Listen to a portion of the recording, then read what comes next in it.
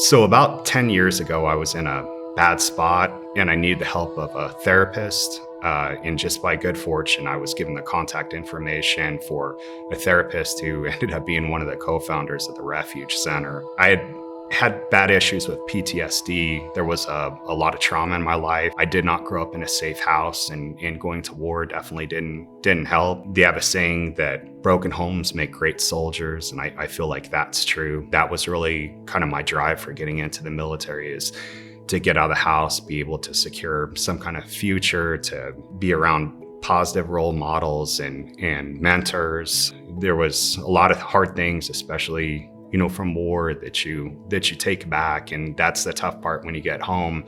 It's not like a light switch where it just flips off. It stays with you. The problem is I still kept struggling with suicide. I've been struggling with suicide when I think back since I was at least 9 years old, that there was these very detailed, fixated plans. It would just dominate and consume my thoughts. So the years went on, and this would kind of ebb and flow, and it would flare up. And about 2 years ago, I came into contact with a veteran-based nonprofit organization. For the first time in a long time, I'd had some hope, and I think I was distracted. And so while the suicide stuff was always in the background, I think it was kind of a welcome distraction, and I didn't think about it as much for about a year. And then this time last year, that same group had asked me to give a speech, and I came and I did the speech on how I conquered suicide. And then 48 hours later, it hit me like a tidal wave, and I felt like the biggest fraud for speaking about that. And then I also felt like a fool for thinking that I would ever be able to get this thing under control that was so much larger than me. And then things started really to snowball. Holidays would come up, and the pull to kill myself would be so strong. It was very difficult to get through Thanksgiving. Christmas here, it rained. We took water damage to the house, and I thought, this is just a good day to call it quits. And that was very hard not to. And the months went on, and I would set a date.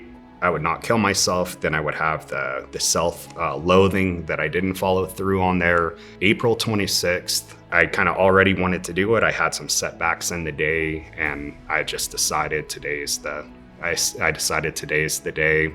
I had my letters written. I had a kill bag packed. I had the kill site. And so that day, I thought I had looked at my last sunset. I thought I had eaten my last dinner. But I'd slipped up to two people in a conversation earlier that day. My therapist was contacted, and a group of friends showed up my front doorstep, and there was an intervention of sorts. And when I talked to him, I said very honestly, okay, I've got spotlighted. I'm not going to do anything this weekend, but I'm going to be honest with you. I'm going to be right back at the same point. And so things got real drastic at that point. I didn't have good luck with medication through the years. Psychiatrist told me what I already knew, that he said, well, it's rare.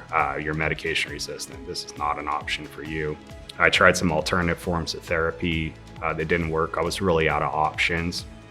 And that's what took me to the neurofeedback therapy. So we contacted the Refuge Center, and for the first time ever, someone was able to give us a credible explanation, what was going on.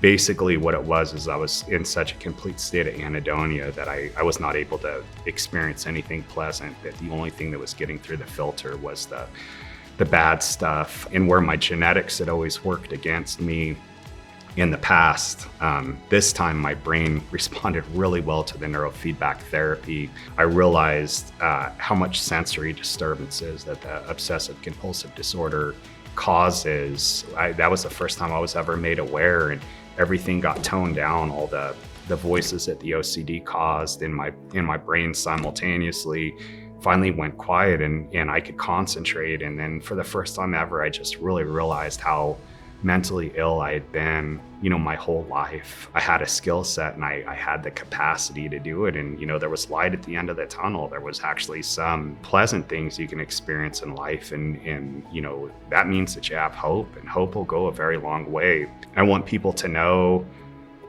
that these afflictions don't go away, especially PTSD. I'm a combat veteran. I have a lot of friends that are veterans and combat veterans. When we were in the military, The only time that you ever went to mental health is if you're going to get chaptered or get kicked out of service. What we observed is that people would go in there and they would claim that they had suicide, and they would do it to get out of deploying with the unit. So automatically that got burned into our brains that, hey, if you go seek mental health services and help, you are a weak person. You are trying to get out of something. You are trying to avoid the war that all of us have to go out and fight. We have a sky-high suicide rate amongst the veteran population. And to them that I say, the civilian world is completely different. And it is that much different at the Refuge Center. Like, you will not regret going to get help. You think because you experience things that so few of the population has ever even heard of, comprehended, or experienced themselves, that others won't understand. But I'm telling you, in the civilian world, they have very talented trauma therapists that can understand and can help you direct your thoughts and put things in perspective and forgive yourself and be able to move on. And the best of those therapists are at the Refuge Center. If you're on the fence about it, especially if you're a veteran, my recommendation is go in and take the chance that there really is someone that can understand you and that could help you. Hope grows at Refuge Center because there are still good people in this world that genuinely care about your well-being.